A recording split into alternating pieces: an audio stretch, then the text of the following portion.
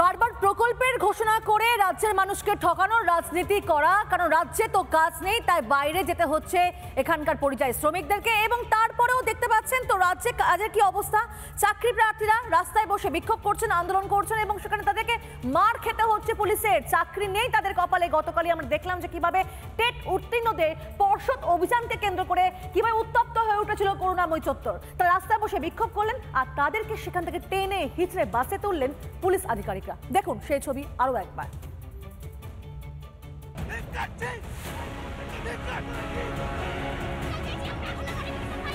উনি যাদের দুধের গাই বলেন ওই সম্প্রদায়ের থেকে আমরাও আসি, কিন্তু আমাদের যদি পেটে ভাত না থাকে আমরা কিভাবে ওনাকে দুধ দেবো।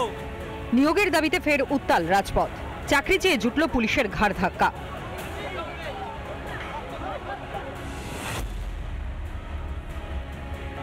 টেট পাশ করে 2022 সাল থেকে ঘরে বসে বহু চাকরি প্রার্থী, আর এদিকে প্রাথমিকে শূন্য পদ 50,000।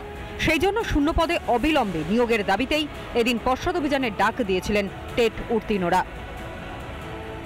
অনেকদিন আগে আমরা টেট কোয়ালিফাই করেছি, আমরা কোনো চিটিংবাজি করিনি।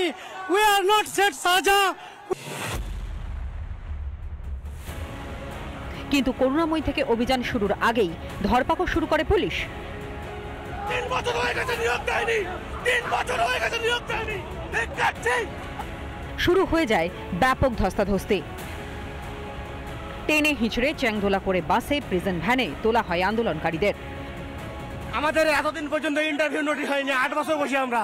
আমাদের বুলেটের গুলি দিন নাই নোটিশ দিন, বুলেট দিন নাই গুলি দিন, হয় বুলেট দিন নাই নোটিশ দিন। সরকারের দলদাসে পরিণত হয়েছে পুলিশ। আমাদের যে দীর্ঘদিনের ধরে 5-7 বছর ধরে যে আমাদের যে নিয়োগ নাই সেই বিষয়ে আমরা তুলে ধরবো, সেই কথা পুলিশ আমাদের তুলে ধরতে দিচ্ছে না। পুলিশের ধরপাকড়ে অসুস্থ হয়ে পড়েন বেশ কয়েকজন আন্দোলনকারী। লুটে পড়লেন, অসুস্থ হয়ে অজ্ঞান হয়ে পড়লেন, জল হাতে নিয়ে জল খাওয়ানোর সময় পেলেন না, মাটিতে মারতে মারতে পুলিশের কাছে তো লুটিয়ে পড়ে গেলেন। হক চাইতে এখন পথই ভরসা। মেট্রোর ভিতর ঢুকে মেরেছে। আমি মেট্রো জিএম এর সঙ্গে কথা বলবো, সিসিটিভি ফুটেজ দেখে বিধাননগর পুলিশের বিরুদ্ধে ব্যবস্থা নিই। শিয়ালদা থেকে যেমন তাড়িয়েছিলাম কলকাতা পুলিশকে, মেট্রো স্টেশন থেকেও বিধাননগরের পুলিশকে ঘাড় ধাক্কা মেরে বের করতাম। ক্যালেন্ডারে পাতা বদলায়, কিন্তু ভাগ্য বদলায় না। আদৌ সুদিন আসবে হবু শিক্ষকদের, নাকি হকের চাকরির দাবি করে মার খাওয়াই ভবিতব্য? রিপাবলিক বাংলা।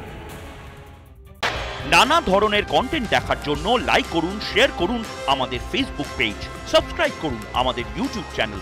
পাশাপাশি অন্যান্য ব্রেকিং নিউজের জন্য অবশ্যই চোখ রাখুন রিপাবলিক বাংলায়।